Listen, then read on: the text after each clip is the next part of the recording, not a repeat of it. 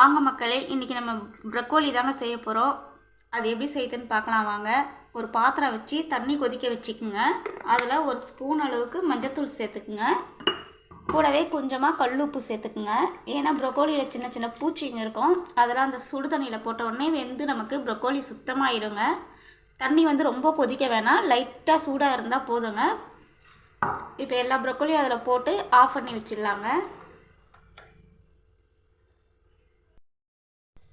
வாங்க இப்போ ப்ரக்கோலி குழம்பு எப்படி வைக்கலான்னு பார்க்கலாம். ஒரு கடாயை வச்சு அதில் எண்ணெய் தேவையான அளவு சேர்த்துக்குங்க. எண்ணெய் கொஞ்சம் தான் கடுகு சேர்த்துக்கலாங்க. கடுகு நல்லா பொரிஞ்சிச்சுங்க. இப்போ நான் கட் பண்ணி வச்சுருக்கேன் ஒரு வெங்காயத்தை சேர்த்துக்கிறேங்க.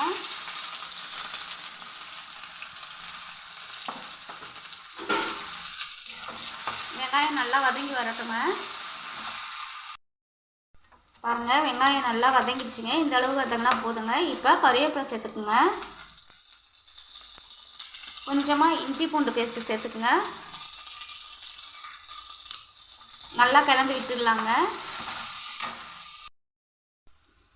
கொஞ்சமாக உப்பு சேர்த்துக்குங்க. நான் கல் உப்பு தாங்க சேர்க்குறேன். நீங்கள் எந்த உப்பு வேணாலும் சேர்த்துக்குங்க. மஞ்சத்தூள் கொஞ்சமாக சேர்த்துக்குங்க.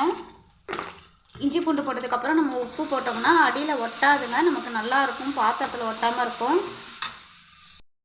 தக்காளி கட் பண்ணி வச்சுருக்கோங்க, அதையும் சேர்த்துக்கலாங்க. தக்காளி நிறைய வேணாங்க, அப்புறம் புளிப்பு டேஸ்ட் அதிகமாகிடும். பாருங்கள், நம்ம சேர்த்த வெங்காயம் தக்காளிலாம் நல்லா குழஞ்சி வந்துடுச்சுங்க. இப்போ நம்ம சுடு தண்ணியில் போட்டு வச்சுருக்க ப்ரக்கோலியை இதில் சேர்த்து நல்லா வதக்கிக்கலாங்க.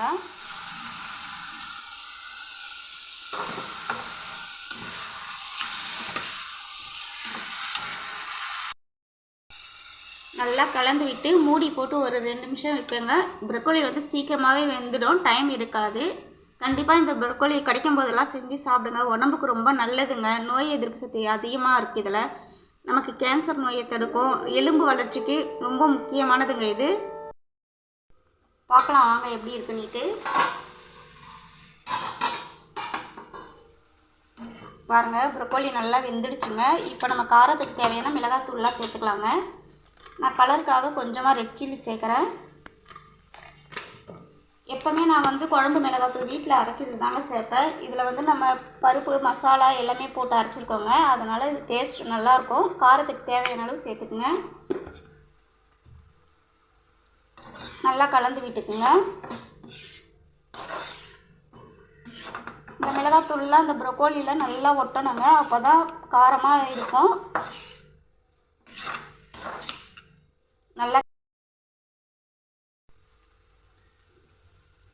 தேவையான அளவு தண்ணி சேர்த்துக்குங்க.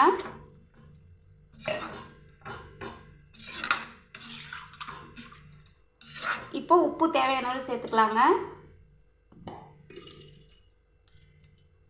நல்லா கிளந்து விட்டு மூடி போட்டு கொதிக்க வைக்கலாங்க. மிளகாத்தூளோட பச்சை வாசனைலாம் போட்டோங்க.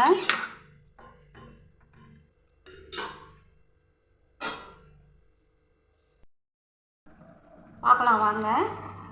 பாருங்கள், குழம்பு எப்படி நல்லா கொதிச்சு வந்திருக்கு பாருங்கள். எண்ணெய்லாம் பிரிஞ்சு வந்துடுச்சுங்க. இப்போ நம்ம போட்ட மிளகாத்தூளோட பச்சை வாசனை போயிடுச்சுங்க. இப்போ நான் தேங்காய் ஒரு சின்ன பாதி முடி அளவு தேங்காவும் 2 பச்சை மிளகாய் 1 ஸ்பூன் அளவு சோம்பு சேர்த்து அரைச்சிருக்கேங்க. அதையும் இந்த கிரேவியில் சேர்த்துக்கலாங்க.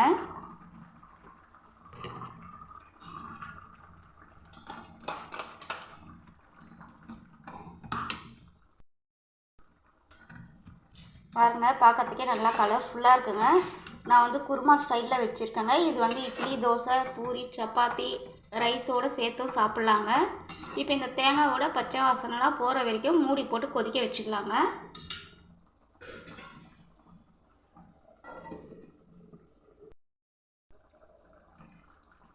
பாருங்கள், நம்ம குழம்பு எப்படி நல்லா கொதிச்சு வந்திருக்கு பாருங்கள். இந்த நேரத்தில் ஒரு சின்ன ஸ்பூன் அளவில் கடலை மாவு தண்ணி சேர்த்து கட்டி இல்லாமல் கரைச்சி வச்சுருக்குங்க. இது சேர்த்துக்குங்க, குழம்பு ரொம்ப டேஸ்ட்டாக இருக்குங்க. நல்லா கலந்து விட்டுக்குங்க. ஒரு 2 நிமிஷம் தாங்க, நம்ம ப்ரக்கோலி குருமா ரெடி ஆகிடுச்சுங்க. அந்த கடலை மாவு கொஞ்சம் வெந்து வரட்டுங்க.